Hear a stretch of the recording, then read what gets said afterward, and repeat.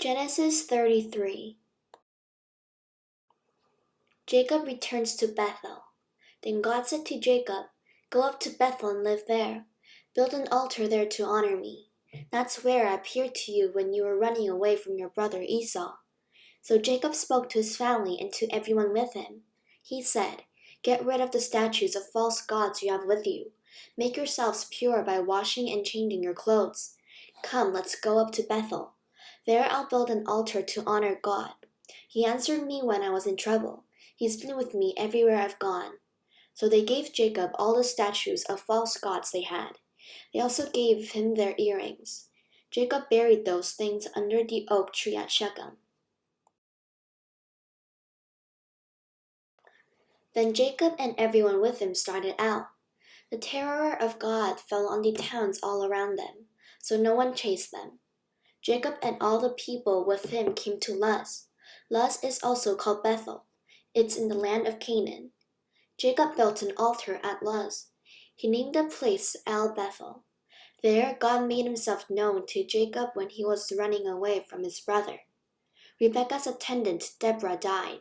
They buried her body under the oak tree outside Bethel. So it was called Allon Bacuth. After Jacob returned from Paddan Aram, God appeared to him again, and God blessed him. God said to him, "Your name is Jacob, but you will not be called Jacob anymore. Your name will be Israel." So he named him Israel. God said to him, "I am the mighty God. Have children so that there will be many of you. You will become the father of a nation and a community of nations. Your later family will include kings. I'm giving you the land I gave to Abraham and Isaac. I will also give it to your children after you." Then God left him at the place where he had talked with him. Jacob set up a sacred stone at the place where God had talked with him. He poured out a drink offering on it. He also poured olive oil on it. Jacob named the place Bethel. That's where God had talked with him. Rachel and Isaac died. They moved on from Bethel. Ephrath wasn't very far away when Rachel began to have a baby. She was having a very hard time of it. The woman who helped her saw that she was having problems. So she said to Rachel, "Don't be afraid, you have another son." But Rachel was dying. As she took her last breath, she named her son Ben-Oni. But his father named him Benjamin. So Rachel died. She was buried beside the road to Ephrath. Ephrath was also called Bethlehem. Jacob set up a stone marker over her tomb. To this day, the stone marks the place where Rachel was buried. Israel moved on again. He set up his tent beyond Migdal Eder.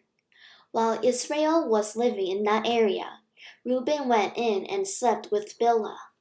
She was the concubine of Reuben's father, and Israel heard about it. Here are the 12 sons Jacob had. Leah was the mother of Reuben, Jacob's oldest son. Her other sons were Simeon, Levi, Judah, Issachar, and Zebulun. The sons of Rachel were Joseph and Benjamin. The sons of Rachel's female servant Bilhah were Dan and Naphtali. The sons of Leah's female servant Zilpah were Gad and Asher. These were Jacob's sons. They were born in Paddan Aram. Jacob came home to his father Isaac in Mamre. Mamre is near Kiriath Arba, where Abraham and Isaac had stayed. The place is also called Hebron. Isaac lived for 180 years. Then he took his last breath and died. He was very old when he joined the members of his family who had already died. His sons Esau and Jacob buried him.